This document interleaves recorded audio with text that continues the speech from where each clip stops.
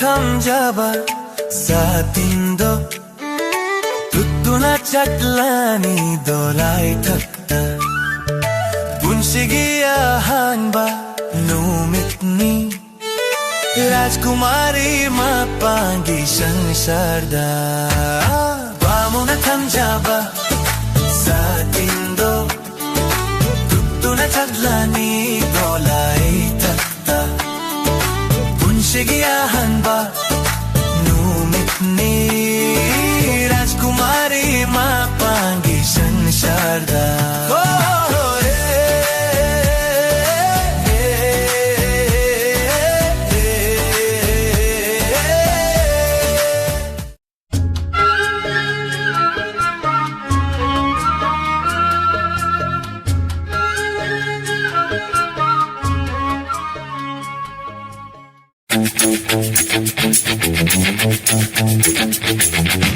Channel asina mayambu amukkasu hana taramna okjari.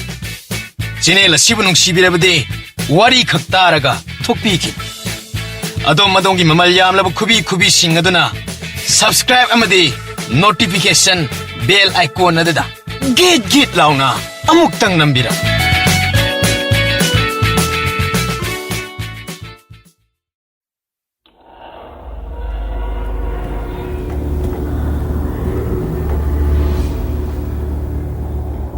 Itaw, aikoy anigi anga wakal se, kanaro. Rajkumari na khangkidrabadi phaba. Mamit magna satin lay hore haiba, ukraban. Haujik amok, satin na dabu layramdre haiba tarabadi. Aikoy ani, mana phangna ba hotnabra haiba bo, dandi oina phangduna tokani itaw. Satin mankini senaw haram basunate. Satin na sida khanduna layre. Punsinduna thamlabani, nakoy man yengudana sinaram basunate. Nuksit na humduna paiki wo eranguni dana hairabu suyani kadarogita. Pakhang dahang labaso maron phangna ba yaro. Kari mata khalagum sikadarogita. Mana phangna bhona batay. Pakhang sina kari hairak pagi yengse. Kakalo. Loktharaga aikogi philo marakta yomsillaga phi macha amana chena puchin sita. Asumna nupa amana satin ado lokthare. Phi amana phajana marai konsille. Hush. Itaw. Haydi. Satilo silubadagi mihuna sa. Pan chongbagam tawrena. Imay pima. Itaw nang sisuk kimangre. Karasu uhoba na tiye. Samaya masina karisu kang manati.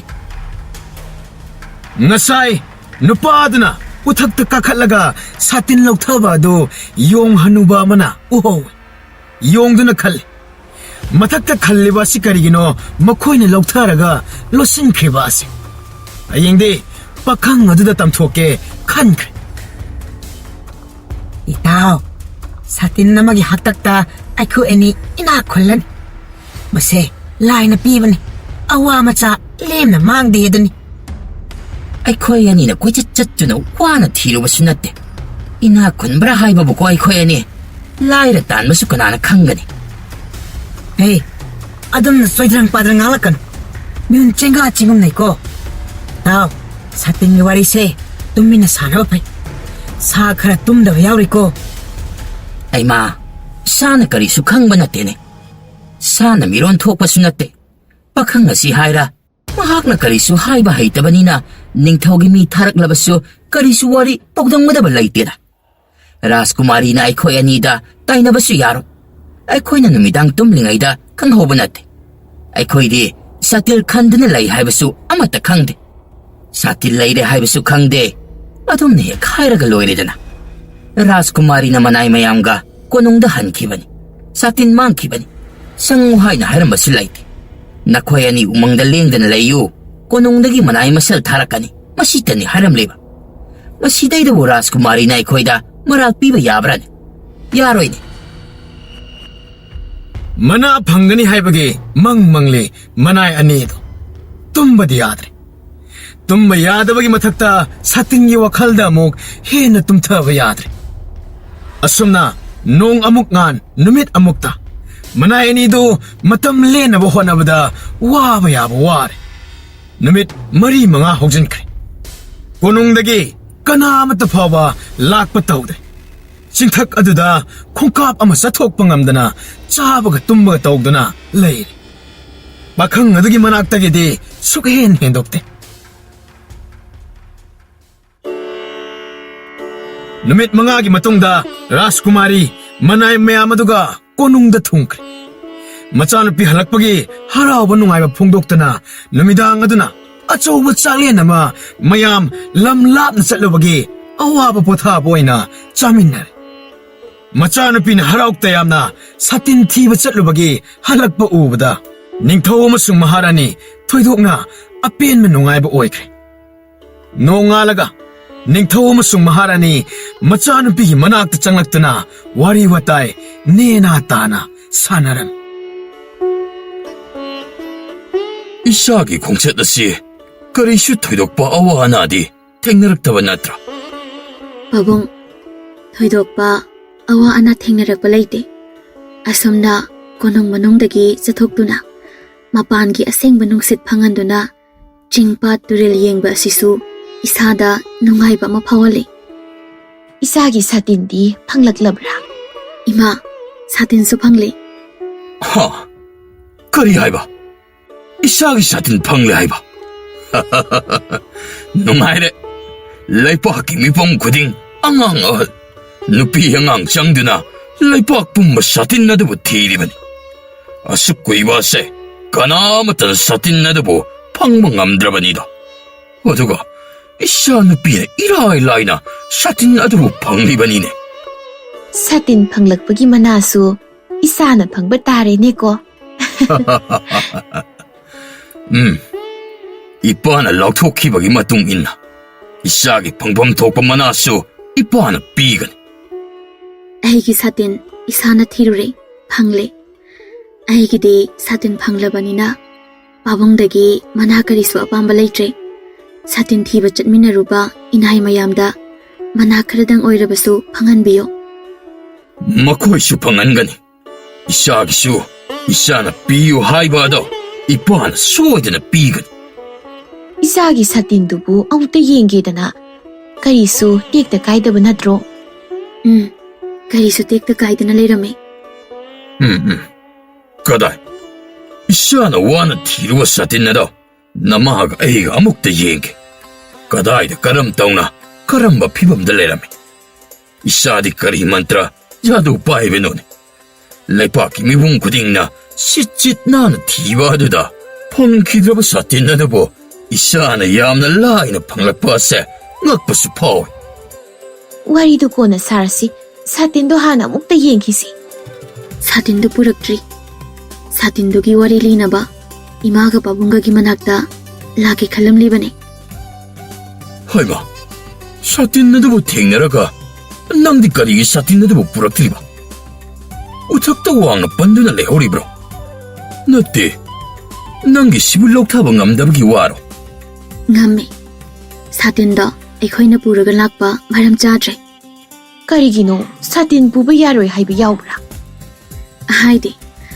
ꯁꯥꯇꯤꯟ ꯑꯗꯨꯒꯤ ꯃꯄꯨ ꯂꯩ ꯃꯄꯨ ꯑꯗꯨꯅ ꯃꯔꯥꯏꯅ ꯄꯨꯖꯔꯛꯀꯅꯤ ꯁꯥꯇꯤꯟ ꯑꯗꯨ ꯑꯃꯨꯛ ꯃꯥꯡꯍꯟꯈ꯭ꯔꯕꯗꯤ ꯀꯔꯝ ꯇꯧꯅꯤ ꯃꯥꯡꯂꯣꯏ ꯃꯅꯥꯏ ꯑꯅꯤ ꯎꯃꯪ ꯑꯗꯨꯗ ꯂꯩꯍꯧꯔꯤ ꯀꯔꯤ ꯎꯃꯪꯗ ꯃꯈꯣꯏꯗꯤ ꯀꯔꯤ ꯇꯧꯍꯧꯔꯤꯕ ꯄꯥꯕꯨꯡ ꯁꯥꯇꯤꯟ ꯑꯗꯨ ꯎꯃꯪ ꯑꯃꯗ ꯄꯟꯗꯨꯅ ꯂꯩꯍꯧꯏ ꯑꯗꯨꯒꯤꯅꯤ ꯃꯅꯥꯏ ꯑꯅꯤ ꯎꯃꯪꯗ ꯂꯩꯍꯧꯍꯜꯂꯝꯂꯤꯕ ꯑꯗꯨꯅ ꯄꯥꯕꯨꯡꯅ ꯃꯤ ꯈꯔ ꯊꯥꯔꯒ ꯎꯃꯪꯗ ꯃꯇꯝ ꯈꯔ ꯂꯩꯍꯜꯂꯨꯗꯕ ꯌꯥꯗ꯭ꯔꯦ ꯎꯃꯪꯗꯗꯤ ꯀꯔꯤ ꯇꯧꯍꯜꯂꯨꯗꯧꯔꯤꯕ ꯎꯃꯪꯗꯨꯒ ꯁꯥꯇꯤꯟꯗꯨꯒ ꯀꯔꯤ ꯃꯔꯤ ꯂꯩꯅꯔꯤꯕ ꯏꯃꯥ ꯁꯥꯇꯤꯟꯗꯣ ꯅꯨꯄꯥ ꯑꯃꯅ ꯈꯨꯟꯖꯤꯜꯂꯒ ꯊꯅꯝꯕꯅꯤ ꯀꯔꯤꯒꯤ ꯃꯥꯗꯤ ꯁꯥꯇꯤꯟ ꯑꯗꯨꯕꯨ ꯊꯝꯖꯤꯜꯂꯒ ꯃꯥꯡꯅ ꯑꯗꯨꯝ ꯊꯝꯂꯤꯕꯅꯤ ꯁꯒꯣꯜ ꯇꯣꯡꯕꯅ ꯄꯥꯎ ꯆꯦꯟꯗꯨꯅ ꯁꯥꯇꯤꯟ ꯑꯗꯣ ꯅꯤꯡꯊꯧ ꯑꯩꯉꯣꯟꯗ ꯀꯠꯆꯔꯕꯗꯤ ꯃꯅꯥ ꯆꯥꯎꯅ ꯄꯤꯒꯅꯤ ꯍꯥꯏꯈꯤꯕ ꯑꯗꯣ ꯀꯥꯎꯔꯕ ꯖꯥꯠꯂꯥ ꯑꯗꯨꯒꯤꯕꯨꯗꯤ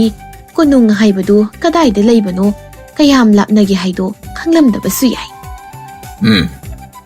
ꯀꯣꯅꯨꯡꯗꯒꯤ ꯂꯥꯞꯅ ꯂꯩꯕ ꯈꯨꯡꯒꯪꯁꯤꯡꯗ ꯂꯩꯕ ꯃꯤꯑꯣꯏꯁꯤꯡꯅ ꯀꯣꯅꯨꯡ ꯀꯗꯥꯏꯗ ꯂꯩ ꯍꯥꯏꯕ ꯈꯪꯕ ꯅꯠꯇꯦ ꯑꯗꯨꯕꯨ ꯃꯍꯥꯛꯁꯨ ꯃꯆꯤꯟ ꯄꯥꯜꯂꯤꯕꯅꯤ ꯑꯃ ꯅꯠꯇ꯭ꯔꯒ ꯑꯃꯗ ꯍꯪꯈꯣꯠꯇꯨꯅ ꯇꯧꯔꯒ ꯀꯣꯅꯨꯡ ꯑꯁꯤꯗꯤ ꯃꯌꯧꯔꯛꯄ ꯌꯥꯔꯤꯗꯅ ꯑꯣꯠꯆꯥ ꯑꯣꯟꯊꯣꯛꯅ ꯄꯪꯈ꯭ꯔꯦ ꯃꯅꯥꯁꯨ ꯆꯥꯎꯅ ꯐꯪꯒꯗꯧꯔꯤꯕꯅꯤ ꯄꯥꯕꯨꯡ ꯋꯥꯔꯤꯁꯦ ꯈꯔ ꯁꯥꯡꯅ ꯂꯤꯗ꯭ꯔꯕꯗꯤ ꯚꯥꯞ ꯇꯥꯔꯔꯣꯏ ꯑꯩꯈꯣꯏꯕꯨꯗꯤ ꯇꯥꯗ꯭ꯔꯦꯗ ꯁꯥꯇꯤꯟꯒꯤ ꯋꯥꯔꯤꯁꯤ ꯁꯥꯡꯅ ꯆꯠꯂꯨꯕꯒꯤ ꯃꯇꯤꯛ ꯁꯥꯡꯅ ꯂꯤꯗ꯭ꯔꯕꯗꯤ ꯌꯥꯗ꯭ꯔꯦ ꯅꯠꯇ꯭ꯔꯣ ꯁꯥꯇꯤꯟ ꯑꯗꯨꯕꯨ ꯐꯪꯂꯒ ꯃꯗꯨꯕꯨ ꯄꯨꯔꯛꯇꯅ ꯂꯥꯛꯂꯤꯕ ꯑꯁꯦ ꯋꯥꯔꯤ ꯑꯃꯗꯤ ꯁꯣꯏꯗꯅ ꯂꯩꯔꯝꯒꯅꯤ ꯈꯪꯗ꯭ꯔꯦꯅꯦ ꯁꯥꯇꯤꯟꯒꯤ ꯋꯥꯔꯤ ꯍꯥꯏꯔꯒ ꯎꯃꯪ ꯑꯃꯨꯛ ꯍꯥꯏ ꯋꯥꯔꯤ ꯂꯤꯗ꯭ꯔꯕꯗꯤ ꯚꯥꯞ ꯇꯥꯔꯣꯏ ꯑꯃꯨꯛ ꯍꯥꯏ ꯕꯤꯕꯨꯂꯥ ꯆꯨꯔꯛꯀꯗꯧꯔꯤ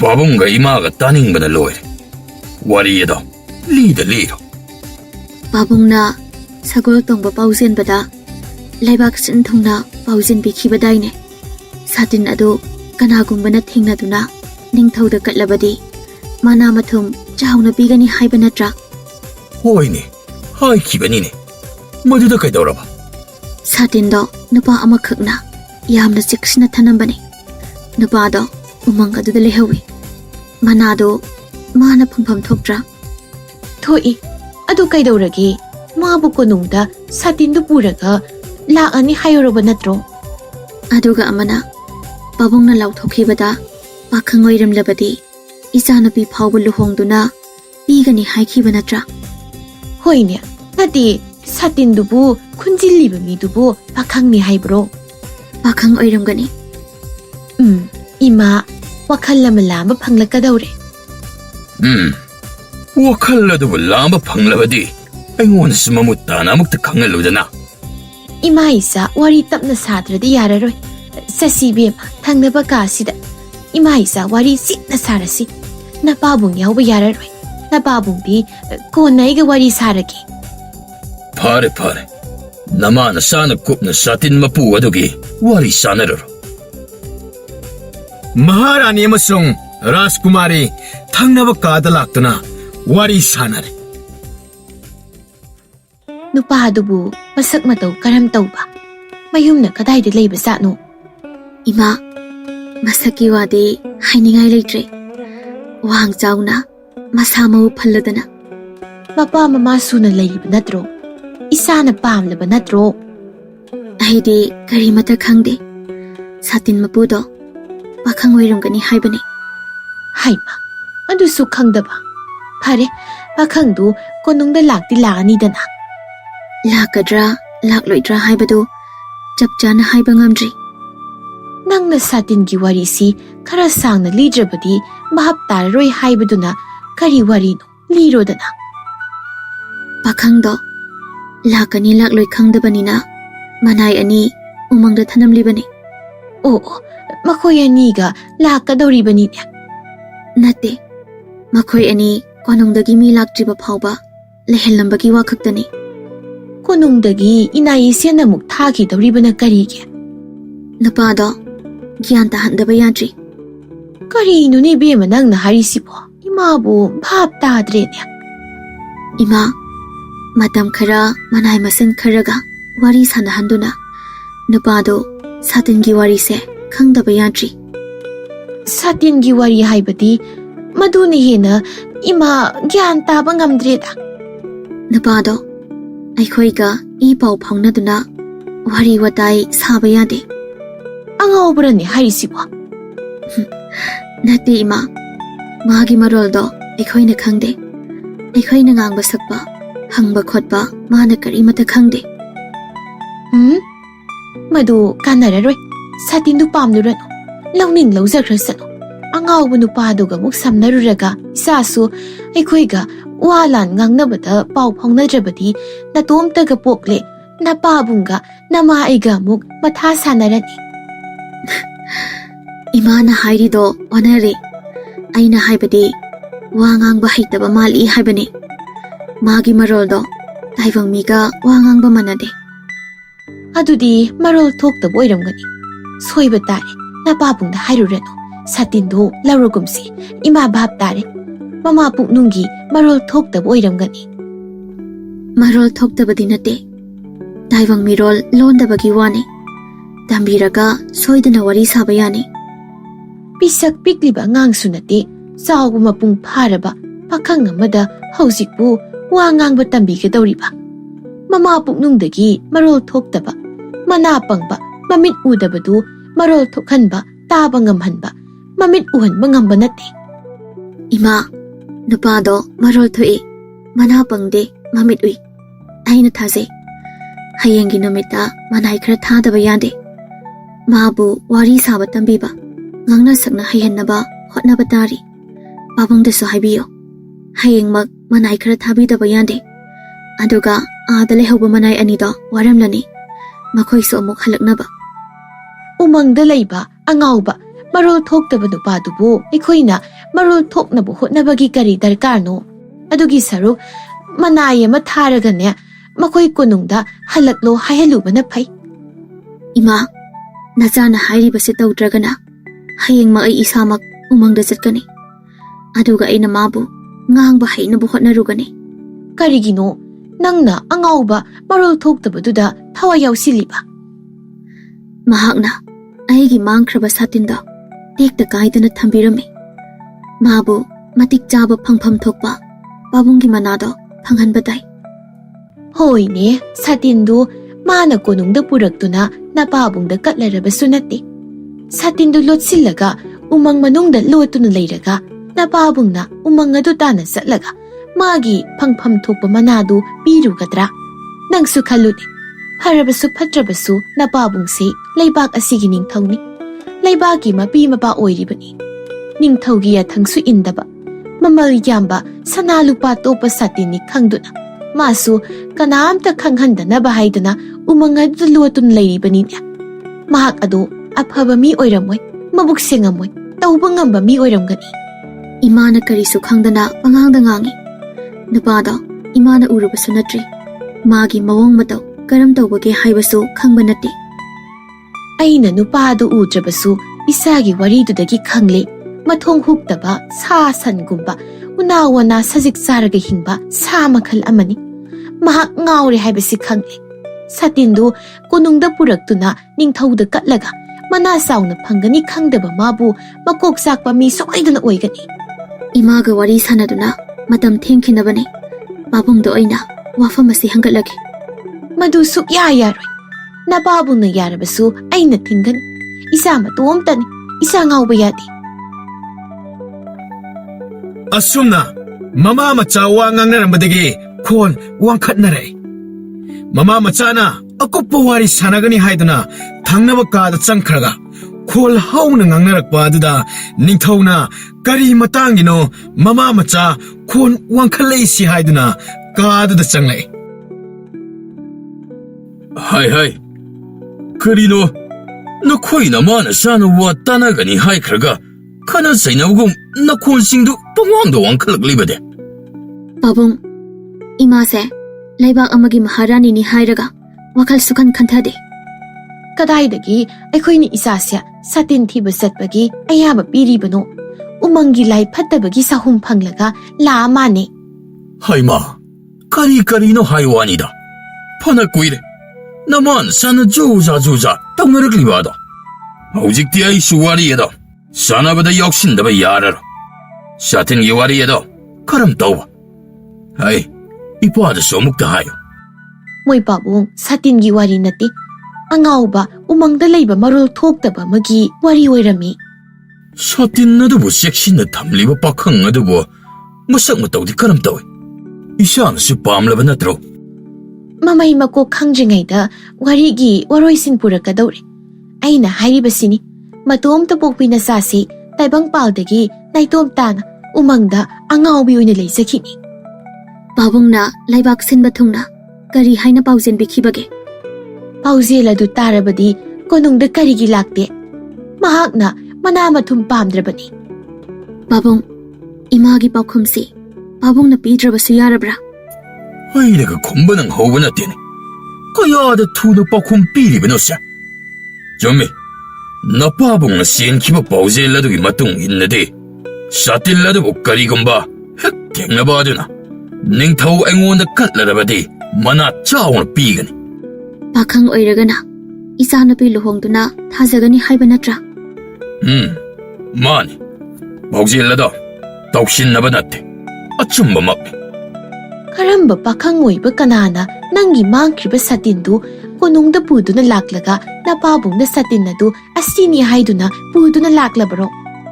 사틴 ꯈꯣꯟꯖꯤꯟꯕ ꯅꯨꯄꯥꯗꯣ ꯎꯃꯪꯗ ꯂꯩꯍꯧꯔꯦ. ꯃꯍꯥꯛ ꯁꯣꯏꯗꯅ ꯁꯥꯇꯤꯟ ꯑꯗꯨ ꯄꯨꯗꯨꯅ ꯀꯣꯅꯨꯡꯗ ꯂꯥꯛꯀꯅꯤ. ꯄꯥꯕꯨꯡꯒꯤ ꯇꯧꯊꯈꯤꯕ ꯄꯥꯎꯖꯦꯜ ꯑꯗꯣ ꯁꯣꯏꯕ ꯌꯥꯔꯣꯏ. ꯍꯥꯏ, 이베마, ꯅꯪꯉꯣꯟꯗ ꯀꯅꯥꯅ ꯀꯔꯤ ꯍꯥꯏꯖꯤꯜꯂꯕꯒꯦ? ꯅꯤꯡꯊꯧ ꯑꯃ ꯑꯣꯏꯔꯒ ꯅꯤꯡꯊꯧ ꯑꯩꯒꯤ ꯋꯥ ꯉꯥꯛꯇꯕ ꯌꯥꯕ꯭ꯔꯥ? ꯌꯥꯔꯣꯏ. ꯃꯔꯣꯜ ꯊꯣꯛꯇꯕ ꯑꯉꯥꯎꯕ ꯅꯨꯄꯥꯗꯨꯗ ꯏꯆꯥ ꯂꯨꯍꯣꯡꯗꯨꯅ ꯄꯤꯕ. ꯍꯩꯃꯥ, ꯀꯔꯤꯒꯤꯅꯣꯅꯦ ꯃꯍꯥꯔꯥꯅꯤ?